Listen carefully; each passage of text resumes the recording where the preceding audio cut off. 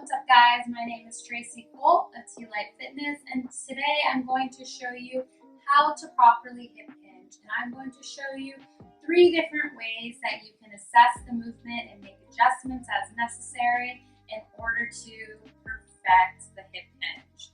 So what the hip hinge is, essentially it is where you are bending at the hips. It seems easy enough, but it's a movement pattern that I see a lot of people doing incorrectly. So if you are into weightlifting, this is essential for exercises such as the deadlift, the Romanian deadlift, the kettlebell swing, the squat, just to name a few. So what the hip hinge is doing, it is placing your spine in a position where it can maximize its strength and is preventing any undue stress that could potentially lead to injury. So if you are rounding up the spine, that is something that can lead to some sort of injury or overarching. Those are big things that you don't want to do. So to start off with, I'm going to go ahead and demonstrate what the hip hinge looks like.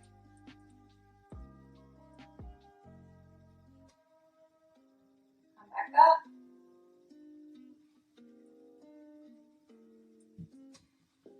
Come back up. So, a couple of cues is you are going to have your legs shoulder width apart. You want to make sure that you are maintaining good posture and that you are going to have a soft knee. So the idea is that you are pushing your hips back towards the wall. So push your hips back, come back down, neutral spine. The second that you feel any sort of tension on your hamstrings, you know that you have performed the movement effectively. One way to test this is to place your hands right in this little crevice here from your hips. If you are doing it correctly, your hands should be stuck between your hips and your thighs. I'll demonstrate.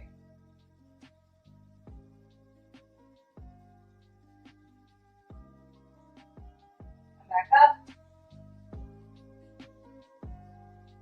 Another way is just to push against your hip flexors, which emphasizes that you need to push your hips back. I'm maintaining neutral spine, and here I am. I am feeling the tension in my hamstrings so that I know that I performed the movement correctly and I can come back up. How low you're able to go is based on your flexibility. Some people are going to be able to go below their shins.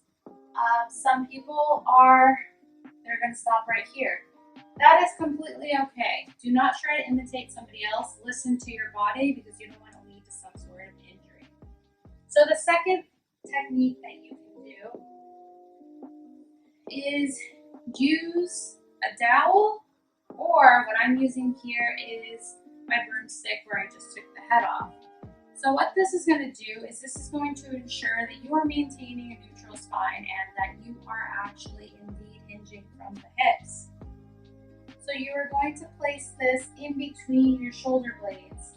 This is also going to touch your head and it is going to touch your sacrum, which is here, kind of towards the beginning of your butt. So, as you perform the movement, you're going to come down and you want to make sure that the broomstick is hitting all 3 points of contact at all times, because this is going to indicate that you are doing the hip hinge correctly.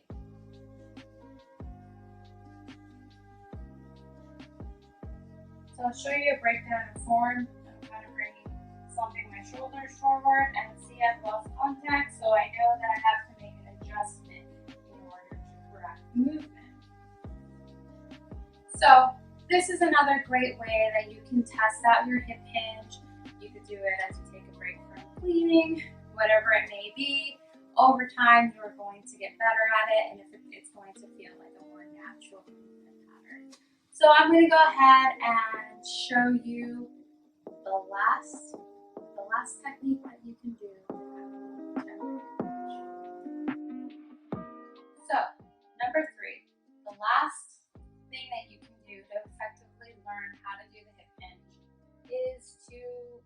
try to hinge against the wall.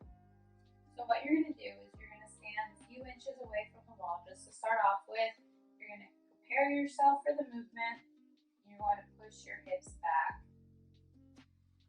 If your butt hits the wall, you know that you are properly hinging. And I'll demonstrate. You can bend forward and not make it to the wall. You can also attempt to squat and you won't make it to the wall. So, to know, this is a great test just to see if you're effectively pushing your hips back the way that they should be, because your butt will hit. To go a little bit lower, you just move a little more forward, away from the wall. You hinge back, push back, our butt touches. And you keep doing that, and as you improve, you get a little bit further, and those are the top 3 ways that you can effectively learn how to hip hinge. I hope that helps. Let me know if you have any questions.